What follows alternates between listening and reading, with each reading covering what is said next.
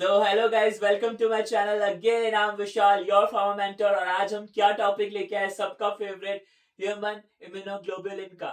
सबका तो फेवरेट होता ही है, साथ में ये एग्जामिनर का भी फेवरेट होता है, तो ये टॉपिक तो बहुत अच्छा है और आप सबको ये पढ़ना ही चाहिए। और उससे पहले, अगर गाइस हम रोज लाइव आ रहे हैं 12 बजे, तो आप आ सकते हैं। पढ़ाई होती है वहां पे आरआरबी से रिलेटेड, ठीक है?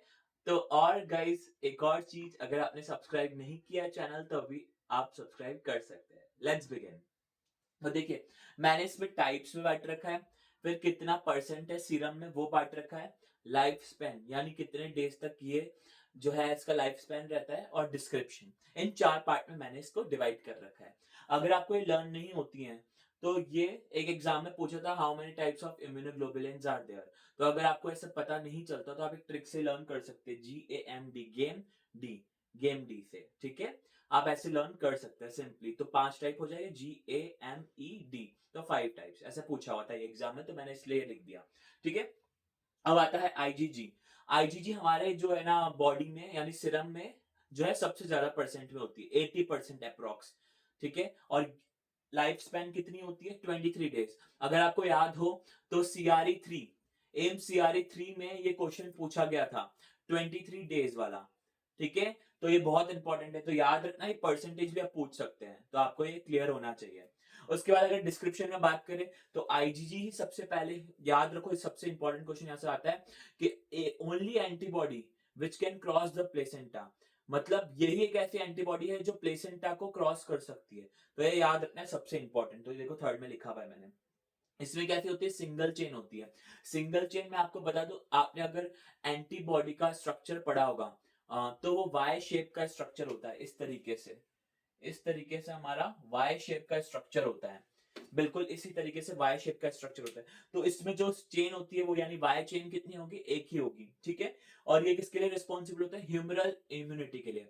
अब ये भी आपने दो तरीके की सेल पढ़ी थी, एक बी सेल पढ़ी थी और एक टी सेल पढ़ी थी।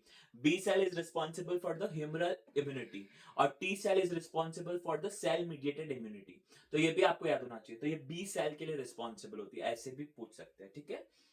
उसके बाद आईजीए। आईजीए कितना होता है? 10 to 15% होता है, ठीक है? इसका कोई स्पेसिफिक लाइफ स्पान मेरे को मिला नहीं, मैंने ट्राई किया, आपको मिला तो आप कमेंट कर सकते हैं, ठीक है?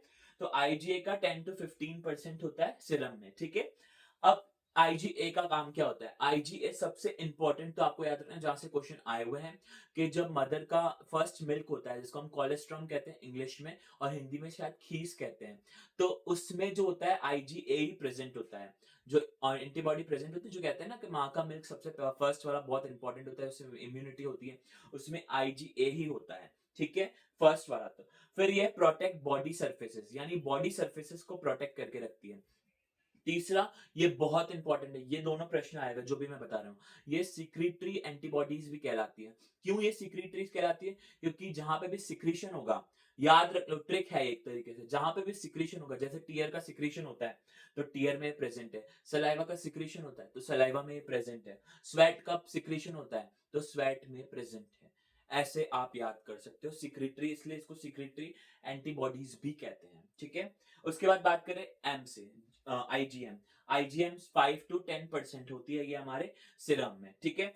इसका 5 डे होता है, सबसे हाईएस्ट 23 डेज, और सबसे कम 5 डेज इसका होता है, इसलिए मैंने इन दोनों का ही लिखा है, ठीक है? अब ये फर्स्ट लाइन डिफेंस है, ये क्वेश्चन यहां से आया हुआ है कि which antibody is responsible for the first line defence. तो इसका कौन सा होता है? आईजीएम होता है। और ये भी आया हुआ है पेंटामर फॉर्म में, यानी इसमें मैंने बताया था ना ऊपर, उसमें 1 चेन होती है, इसमें कितनी चेन होती है? 5 वाई शेप चेन होती है, ठीक है? एंटीबॉडी की, तो पेंटामर कहते हैं, और सबसे बड़ी एंटीबॉडी भी यही होती है, ठीक है? कोई पूछ ले सबसे बड़ी कौन सी होती है, तो सबसे बड़ी भी आईजीएम होती है, ठीक है?